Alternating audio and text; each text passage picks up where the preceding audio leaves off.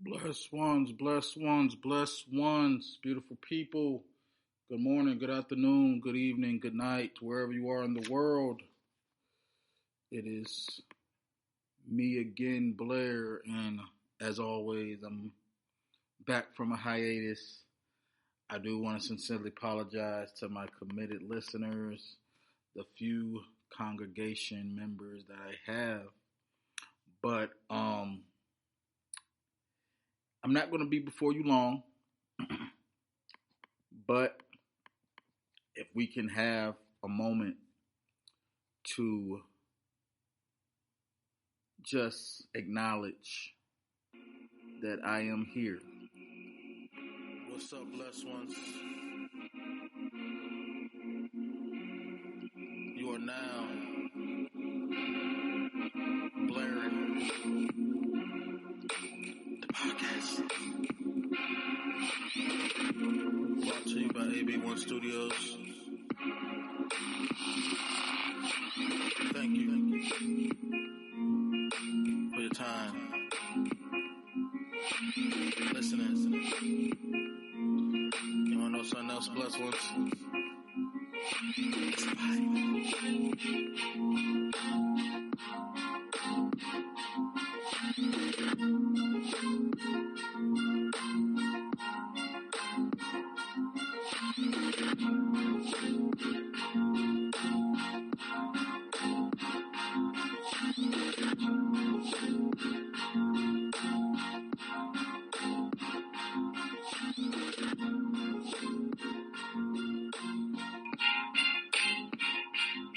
First, I want to thank God for keeping me, for allowing me to see another day. I want to thank God for you, the listeners, the fans, the subscribers, those who are just passing through, for taking some time to spend with me. I want to thank God for all the opportunities, all my family, friends, all the support and love. I just thank God every day, even when there's times that I don't pray, forget to pray, don't want to pray. Those who prays for me. And one thing I want to also say is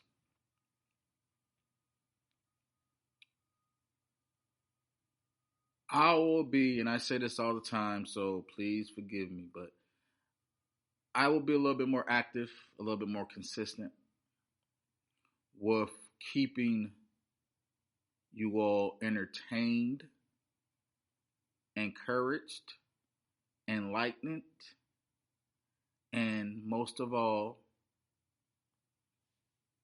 uplifted. I'm not even going to act like I remember everything, remember what was said, remember what wasn't said, because like I mentioned, a lot of times when I do these episodes, they're not edited. I edit as I go along, as I'm recording, and as soon as I'm done recording, usually I release it. I've been, doing a lot, like I've been, caught up with work, caught up with parenting, caught up with life, everything, and I just haven't, I just really been lazy because, like I said, I'm a one-man band, one-man sound. I do everything on my own, and maybe at some point, eventually, maybe sooner than later, I will have a team.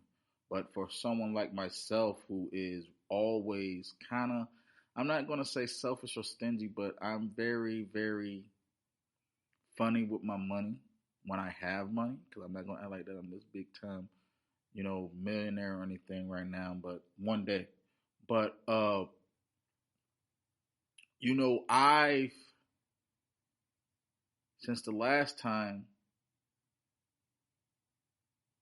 I was here, a lot of things I've learned about life, about relationships, about parenting, about about podcasts, about music, about movies, like a lot of things. I've just been kind of like flooding myself with information. And of course, being that I was working two jobs, being that I was having my son on weekends and sometimes during the week, and also being, just trying to balance life out. Because one thing about me is that I do support, I do other things besides just music, besides just podcasts, besides just, whether it's auto or whatnot. But as of now, today is March 21st. It's Friday, and you'll probably hear this today because I don't like to waste time. I don't like to withhold, you with anything if I have it. Maybe that's probably why I'm not great at selling things or doing, a lot of marketing because I'm someone who don't want to lie. I'm somebody who don't want to sugarcoat. I'm somebody who will feel away. Like I cannot charge anyone for something that will benefit them that is helpful to them, like health or anything like that. I'm going to get back to the gym. I haven't been in maybe January. But like I said, as of now, I work for myself. I drive. I'm getting some other information as far as how to legitimize my business, Blair Care Services, but yeah, so I have some time. But again, because now that I work for myself, I make my own schedule. I might have a little less time, but that's fine. God is still good, and I appreciate all of those who are here, those who are listening, those who have listened. And even if anybody's not here, even if it's one person, I appreciate you.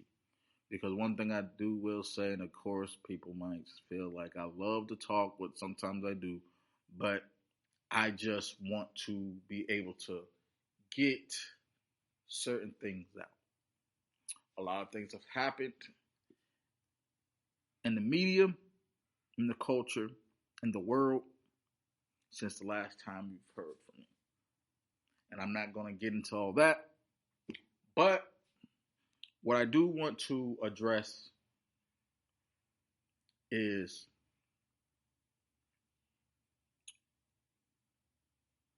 I want to address something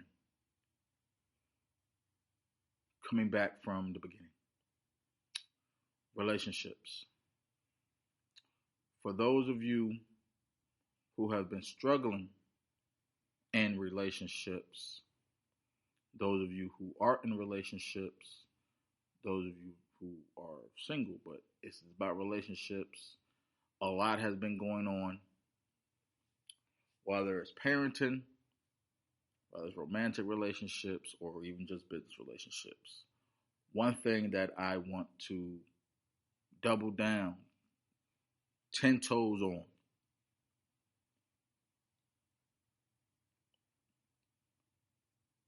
relationships may not always be transactional, but it takes two to tango. You know, and when you're in a business relationship, you have to consider the other party. When you are in a romantic relationship, you got to consider the other party. When you are in a parental relationship, whether it's good or bad, you have to consider the other party. Dr. Umar Johnson Those of you who know, I like Dr. Umar. I respect Dr. Umar and I admire Dr. Umar and what he does or tries to do for the community. A lot of people give him hell for not having a school up by now. And even as recently, his 22-year-old daughter had got on social media and kind of just said, I want a relationship with my sister. You don't have my number. You're this, that, and whatever. And, there's been a little things going on. And that is just an example of I'm not going to say that he's a deadbeat, maybe inactive. I'm not going to say that they have a toxic relationship, maybe estranged. But either way, this is an example of certain things don't belong on social media, regardless of whether you believe the internet is a real place or not. And I understand sometimes you have to do what you have to do to get what you need to get done. I'm not going to really speak on this, but I just wanted to throw that out there as an example because it was the same thing with 50 Cent and his oldest son. They was having their issues. And one thing that we can't control is other people. Yes, you have to defend yourself. Yes, you have to clear things up. When you do something publicly, a lot will say, hey, you need to apologize publicly. It needs to be addressed publicly. You have to move the best way that you can, or try to move the best way that you can.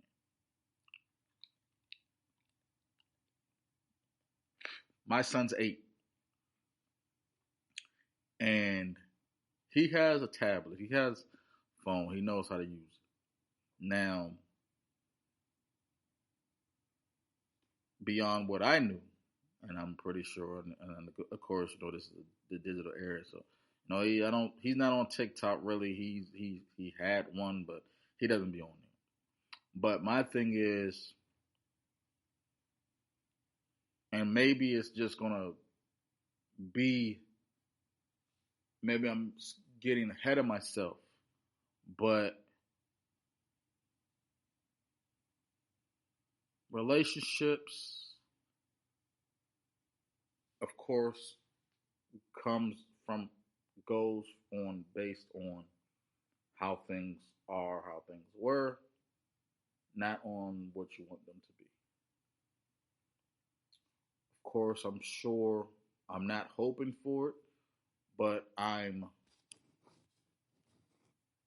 not expecting it, but I'm on a fence on whether or not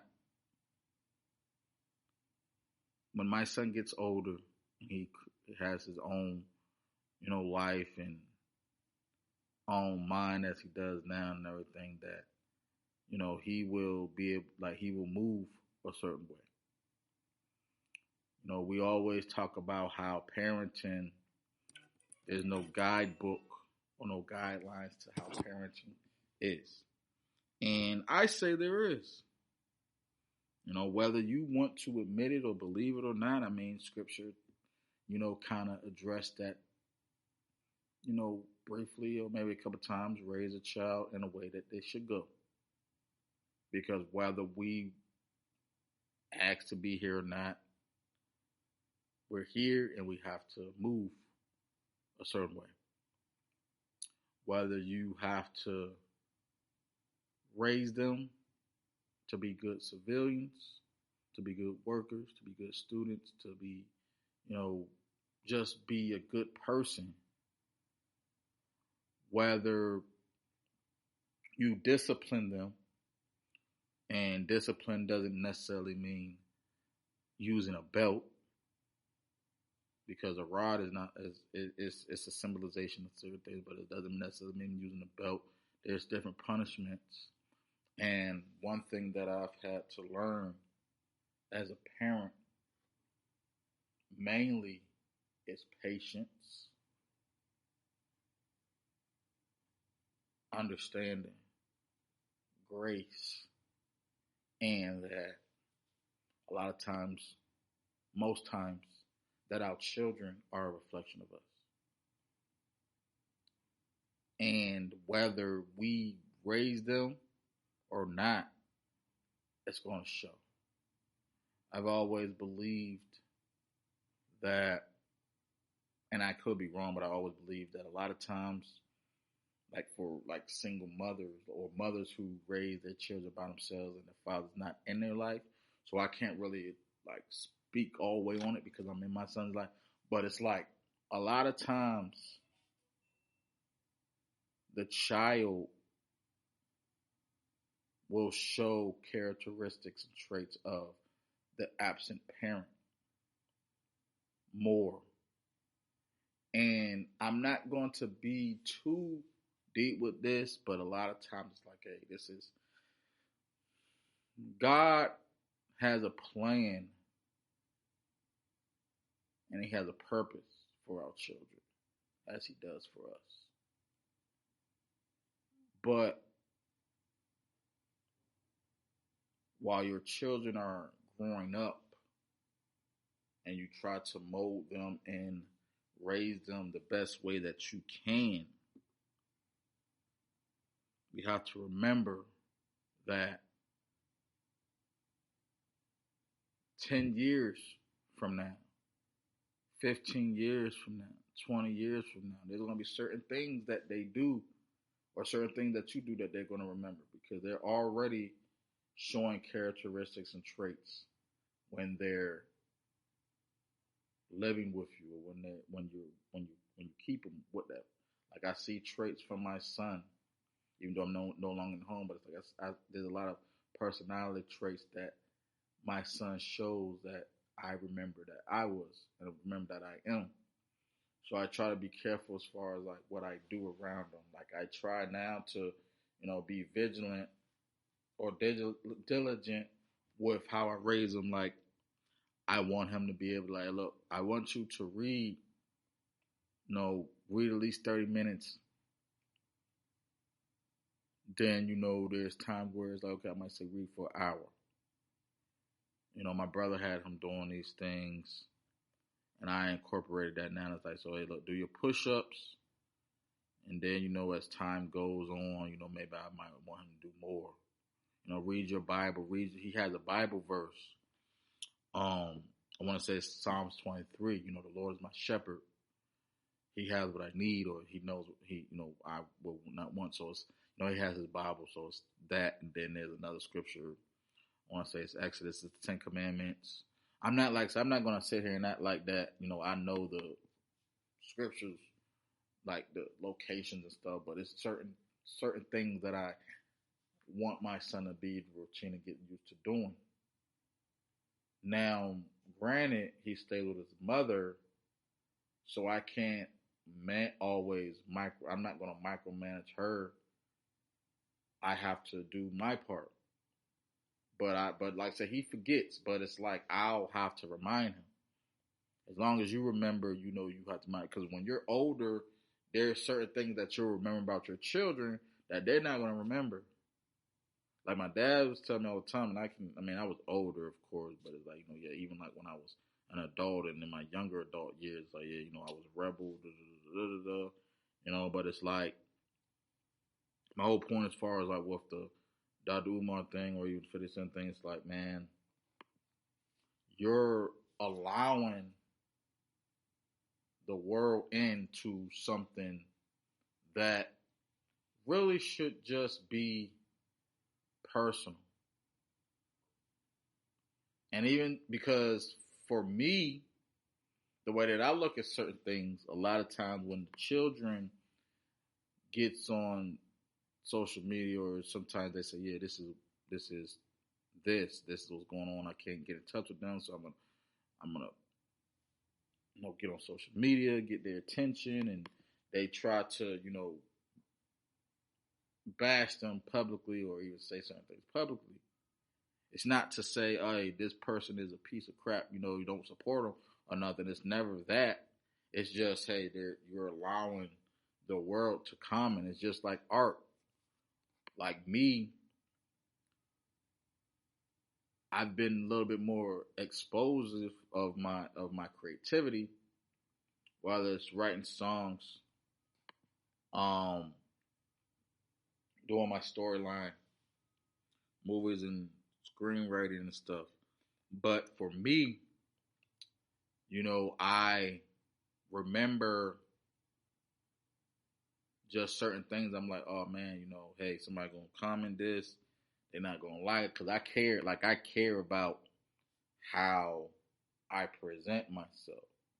But I also gotta remember that I'm me. Nobody can judge me, or no. Well, people can judge you, but nobody can sit here and tell me who I am. I know who I am. I understand my flaws. I know the things that I have to work on. I know the things that I lack. And of course nobody wants to hear that. Um but it's like we have so much we have so much angst for negativity and animosity towards negativity, we disregard the positive. Because with the positives, it's like, oh, you're supposed to do that. I'm not going to commend you for, what you're supposed to do. And it goes back again. So it's like, okay, if you're saying, and again, I'm not going to say him to like sometimes the people who say certain things aren't the same people who say this. But it's like if you're somebody who say there's no rules to parenting or there's no guidelines to parenting, then why not, show love and support? Why not, commend people for, being there? Because there's I'm gonna be honest. This is really just based on what I see and what I know. There's a there's a lot more active and good fathers than there are bad ones. But because of even before social media, it's like, oh man, dads are not around, they're in jail, they're inactive, they pay child support, and then it's like, hey, child support. It helps the mother, and for most, it helps the child. But child support is raising your children. Like, what can I teach my son, my children about money that will teach them how to be a good person? Because having money doesn't make you a good person, which is kind of, which maybe I might be wrong because I'm speaking from a different place, but it's like a lot of times money magnifies your issues just like it magnifies your goodness. So I guess it can make a good person because when you don't have money, it kind of puts you in a depression, and then you kind of start having certain attitudes and certain personalities that you would probably rather not have, which goes back again to something else that I will address another time. But I just want to say it's like we have to live what we believe. That's really kind of how we survive. Or at least that's how we should. Because at the end of the day, we know that there's abusers. We know that there's people that don't do right by you. I was talking to my friend the other day, and I was telling her, like, look, I know there's bad people out here, but I don't believe that anybody means me harm personally. And sometimes you don't have to do anything for people to do it. It's like I know that like people might mistreat me, misuse me, but it's like, hey, they're like I don't believe that people intentionally try to like say I want to hurt him or I want to do harm to this person. Again, they might take advantage or misuse, but it's like it's certain things. But you know, mainly I really just wanted to come on and present, put a little bug in your ears. Like anybody who has children, who's in a any type of relationship you have, romantic relationships, it's like, hey, you got to consider the other person. Like I was in a short-lived relationship in November. It might not even been 2 months, but it's like, hey, I might have believed, and look, I'm not gonna sit here and say that she was wrong, but for me, the way that I show up for people, the way that I care for people, may be a little bit too much. And personally, I I'm not gonna change my care and love for someone if someone doesn't receive your love and care or compassion or whatever it is that you give them. Now you have to be mindful. You have to understand that, hey, is this good or is this bad? But it's like if somebody doesn't receive it, then it might not just be that. For me, whether I have money or not, whether I have transportation or not, I'm a love of my woman. And then it's like if you're not around, like if we ain't in the same room, like I know I need to, I will might do the most, and sometimes I can't help it because it's like, hey, I don't like I have a small circle, and even if I don't feel like talking or don't feel like texting, you're on my mind. But it's like when you have limited amount of quality time, for me, I give you a lot of attention. And even sometimes with that, it can be, it can affect the relationship. Like I said, I'm a bugaboo. I don't want to be a bugaboo. Like I know how to fall back, but my fall back game is like, you still my woman. I still love you. So, but I won't hit you up as much. But I might still hit you every day though. I will probably still hit you up every day, just not as much. Like if you're busy and I'm busy or something, and like we can't spend time together, cause like I'm not gonna sit here and act like that. We have to spend a lot of time to like get like I would like that, but it's like if like we have lives, other lives outside lives, have boundaries and everything like that. So for me, especially me being in relationships, I lived with women. I lived with them. Like me and my ex-wife, like before we got married, I was living with her. Oh, actually, I was living with my mom, but I was over there most of the time. Then we, like, I was like this is when I came up from DC. Then we ended up moving in together. Then we got married. Then things was becoming like, oh, this is mine. So it's like I don't do that. Like when you like, I don't advise it. I don't really advise living with someone before marriage. I don't advise it, but y'all can do what y'all want. That's not my business. I don't advise it though. A lot of people might feel like, hey, you have to know how this person is. Like this is why I say sometimes it's like, hey, when you're not living a way that maybe God wants you to live or living righteously, because even when you live right, things go wrong, things go bad. But it's like if you're not living the way you should. These are the type of things that will happen. Because to me, a relationship, y'all will take care of one another. But you also have to remember that if you're not married, there's gonna be a lot of unmarital things that happens.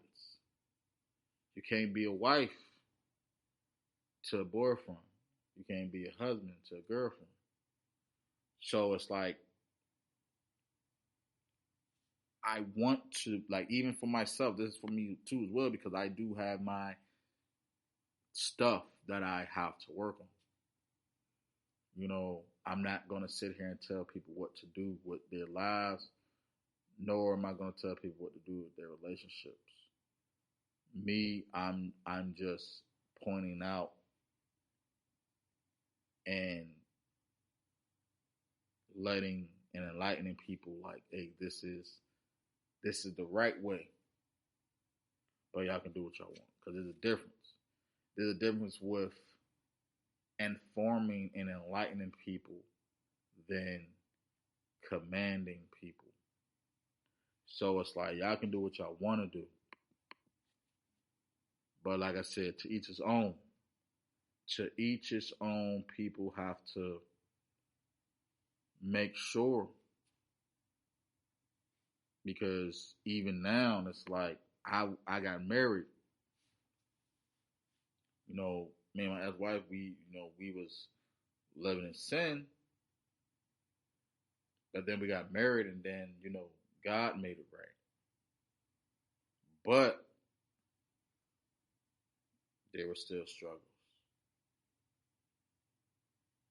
because maybe there was some issues, like we was like you can't be lukewarm. Don't be lukewarm when you're married. What's yours is hers. What's hers is yours. When you're dating, date, have your boundaries, whatever. Even in marriage, you gotta have your boundaries, but have your boundaries. If y'all live together, that's kind of when, you know, everything becomes everybody's. Even like with one of my close friends, me and her, just like we was friends for a long time, and then we got in a relationship, and things be good, but when someone's used to not having a man around, or a man living there, or doing certain things, because for me, like I said, I'm critical. I want what's best for everyone. I want what's best for myself. I want what's best for my partner. I want what's best for the children. I want what's best. Like, whoever's in my life, I want what's best for them. But it's not me to determine that. But it's still like, hey, I can't help it. I still have to point out this. But I had to learn. I had to learn that if people don't ask for your advice or whatnot, don't give it. And it's kind of ironic now because I'm sitting here, just pointing out certain things. But that's, it's certain stuff. Or even like in business. Like when you're in business, especially in service, it's like, hey, you're there to do a service. You're not there to be, no, like you have protocol. So even if you have, like, because everybody has to answer somebody. So one thing you have to know when you're in business, when you have a business relationship, whether you're an independent entrepreneur, you don't have to answer anyone, but you still have to be a service. You still have to follow certain guidelines and criteria. Like, you have to give your customers what they want or ask for or need, and you have to be able to provide them with that service. Or even if you're in corporate America and you have a deadline or you have a timeline to do certain things, like you can't be freestyling. Just recently, like I said, I was working at a job, and there was certain things that I had to say, certain things that I cannot say, And a lot of times I would freestyle it because it's just like, hey man, look, that's my problem. Like I cannot fake the funk. I have to be like, even if I'm at a job, it's like, hey, if I'm not like, I'm not like I'm an actor, but so it's like this is work, but it's like you got to be performative at work, and it's sometimes hard for me to do, especially if I'm sitting here trying to help somebody. I have to be upfront honest because like I'm also like the way that I look at the way that I look at life, especially when it comes to business. Like I'm a customer first. I can be sitting here selling you something or helping you with something. I come from a customer standpoint. Does this help me? Do I need this? Do I want this? So when I'm offering you an opportunity to get something that's beneficial for you, and I don't have to have that same. I don't make like I say. I don't have. I might not have the same issues or whatever. I might not need it, but it's like, hey, if you want to buy, if you want to buy some insurance, I have to pitch it to you to where you need it. Or if I'm like, I'll give you an example. Like, I'll give you a better example. My podcast. Why should you listen to my podcast? I'm not going to tell you should listen to it. That's why I always show appreciation for those who've been on here with me. But I'm not saying you should listen to my podcast, but it's good. It would be nice if you listen to it because I believe that my information is useful, insightful, and beneficial. Like I said, it can be entertaining, but again, there's thousands, millions of podcasts out now. What stands me out? I can't necessarily speak for anybody else because I don't listen to everybody's podcast. But what makes my podcast different is maybe the authenticity, maybe the rawness.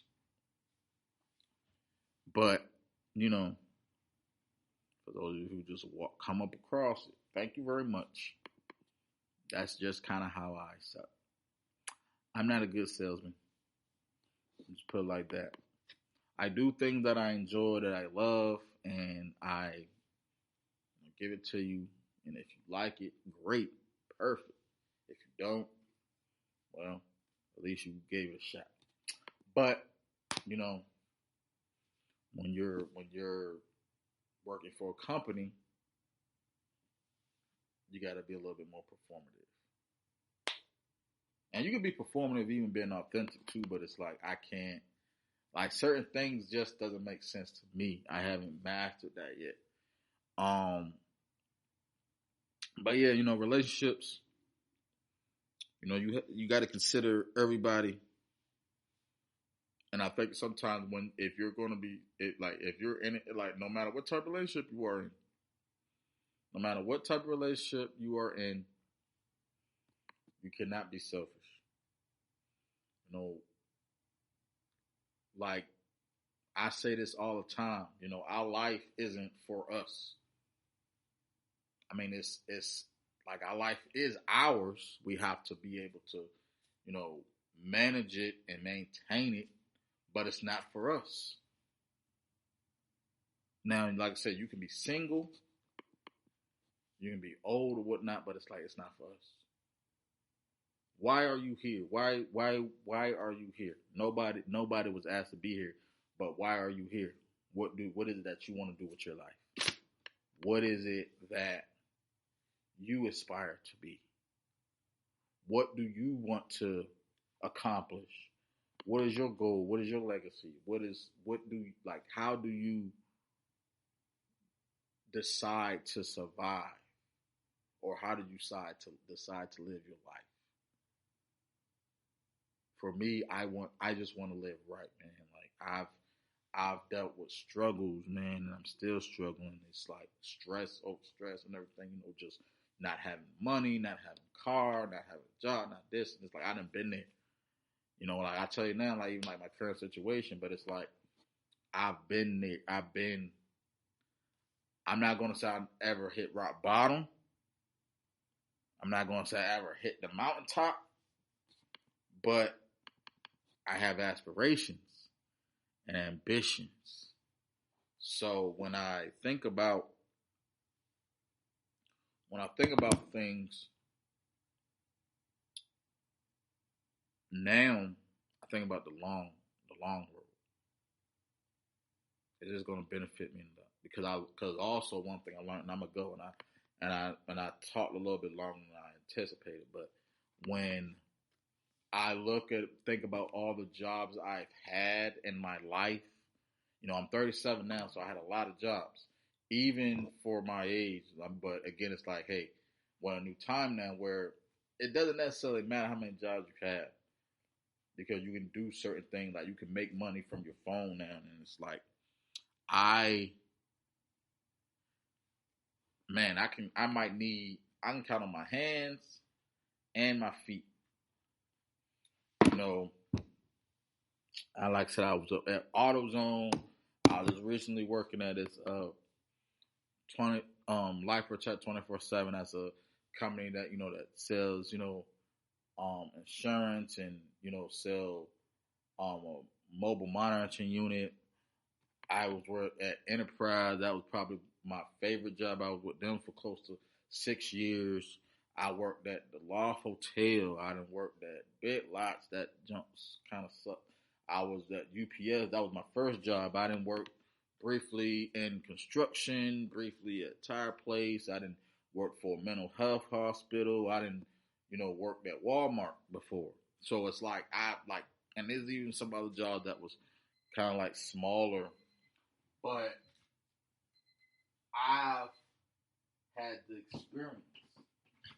Like I had experience in sales. I've had experience, in hospitality. I had experience in maintenance, which was another job that I was trying to learn how to, perform well because I love fixing things. I love being maintenance. That's one of the aspiration that I have that I'm working on now, just as far as like being a mechanic. But like I said, I worked at regular sector. But you know, but again, it's like with all the jobs I done had, it's just really preparation. Those of you who have been in their careers, if you're just if you can be in school learning learning what you want to do if you're young, or even people who's been in in retail for 20 years or been in medical for 20 years. If you manage to have a life that you only had one job, that's amazing. That's amazing for you. Like for me, I just haven't. I'm like I said, maybe some part of me is like, hey, I probably just need to stay somewhere and stick around. Like I would, like I said, I was at Enterprise for close to 6 years. That was a great job. I done worked at 4 locations within 6 years. Um, and then even in AutoZone, that was my second longest job. Been with them for close to 4, which is kind of crazy. I didn't even really feel like I was gonna be there as long, but like that was like again a great job. It's just certain things within me, like I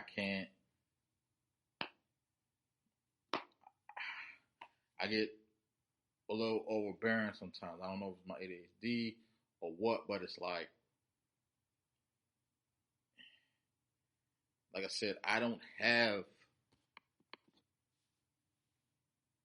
one aspiration.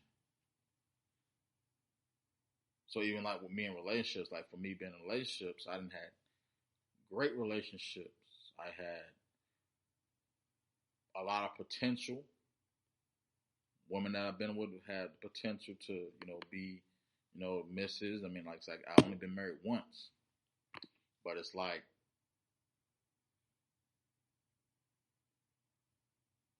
my greatest my greatest asset for me in this world is maybe me caring so much. And a lot of people look at that as an issue. And because I do care so much, I understand and I see why it can be. Because it hurts. But I just want y'all to be safe, stay prosperous, productive, and positive. This is Blair, your Care Bear.